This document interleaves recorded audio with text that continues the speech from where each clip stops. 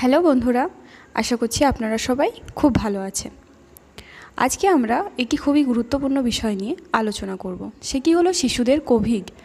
বড়দের তুলনায় শিশুদের কোভিড আক্রান্ত হওয়ার সম্ভাবনা কম এবং ভাইরাস আক্রান্ত হলেও রোগের ভয়াবহতা তুলনামূলক কম।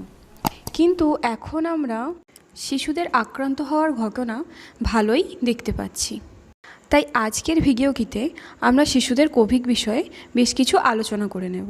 ভিডিওকে স্কিপ না করে দেখতে থাকুন।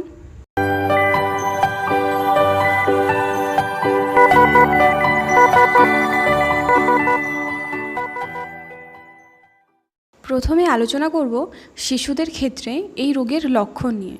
সাধারণত জ্বর, সর্দি কাশি, গলা ব্যথা, মাথা ও গায়ে ব্যথা, পাতলা পায়খানা ইত্যাদি বেশি আমরা দেখতে পাই। এছাড়া রোগের খারাপ পর্যায়ে শ্বাসকষ্ট, পেটে ব্যথা, বারবার বমি এবং পায়খানার সাথে সাথে জলশূন্যতাও আমরা দেখতে পাই। এবার আমরা আলোচনা করব যে বাড়িতে কিভাবে চিকিৎসা করতে পারি। অধিকাংশ কোভিড আক্রান্ত শিশুকেই বাড়িতে রেখে সাধারণত চিকিৎসা করে সুস্থ করে তোলা সম্ভব। আর বাকি 5টা ভাইরাস ঘটিত রোগের মতোই লক্ষণ ভিত্তিক চিকিৎসা দেওয়া হয়। বাড়িতে পালস অক্সিমিটার দিয়ে বারবার রক্তের অক্সিজেনের পরিমাণ দেখে নিতে হবে এবং জল, শাকসবজি, টাটকা ফল ও পর্যাপ্ত ঘুমের দিকে নজর রাখুন। জ্বর এলে ডাক্তারের পরামর্শ মতো ডোজে প্যারাসিটামল দিন। বাড়িতে কী কী সতর্কতা নেবেন? বাড়ির বয়স্কদের বাচ্চাদের থেকে দূরে রাখুন। বাচ্চাকে যত সম্ভব আলাদা রাখুন। 2 বছরের বড় বাচ্চাকে মাস্ক পরিয়ে রাখার চেষ্টা করুন এবং পায়খানা থেকেও কোভিড ছড়ায়, তাই বয়স্কদের বাচ্চার পায়খানা পরিষ্কার করতে দেবেন না। উপসর্গ সৃষ্টির পর থেকে 10 দিন অবধি আলাদা রাখুন। প্রয়োজনে তারপরেও দিন 7 আইসোলেশন বাড়ানো যেতে পারে। এবার আমরা দেখে নেব যে শিশুকে আমরা কখন হাসপাতালে ভর্তি করব। তো প্রথম হলো শ্বাস বা হৃদস্পন্দনের হার খুব বেড়ে যাচ্ছে কি না খেয়াল রাখুন। শ্বাসকষ্ট হলে বাচ্চার 2 পাঁজরের মধ্যে ও বুক ও পেটের সংযোগস্থলে পেশি ভিতরের দিকে ঢুকে যাচ্ছে কিনা দেখতে হবে। ঠোঁট, জিভ নীল হয়ে যাচ্ছে কিনা খেয়াল রাখুন। বারবার বমি ও সাংঘাতিক পেটে ব্যথা হচ্ছে কিনা দেখুন। বাচ্চা নেতিয়ে পড়লে বা হাত পা ঠান্ডা হয়ে গেলে একদমই না খেতে পারলে দ্রুত হাসপাতালে নিয়ে যান। জ্বরের সাথে র্যাশ, চোখ লাল হয়ে যাচ্ছে কিনা এবং লসিকা গ্রন্থি ফুলে যাচ্ছে কিনা এগুলো খেয়াল রাখুন।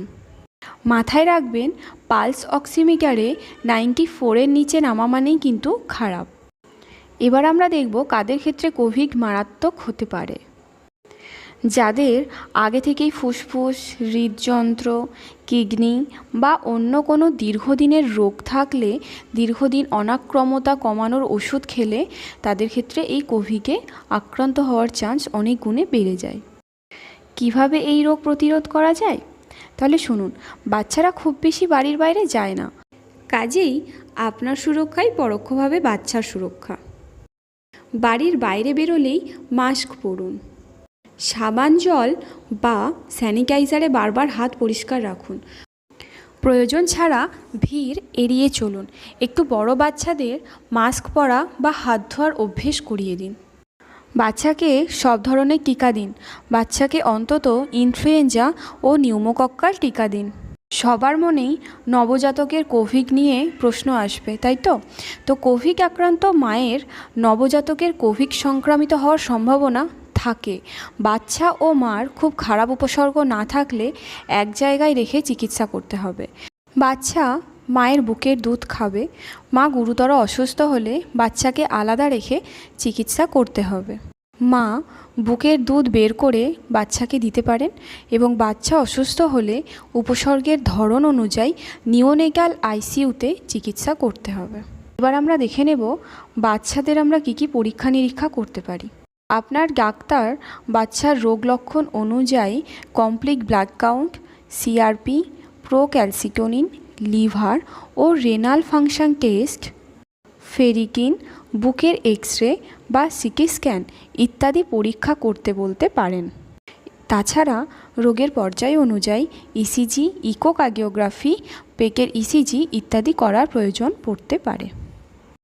কোভিডই একমাত্র রোগ নয়, শুধুই কোভিডের কথা ভাবতে গিয়ে শিশুর স্বাভাবিক যত্নের অন্যান্য দিকগুলি ভুললে চলবে না।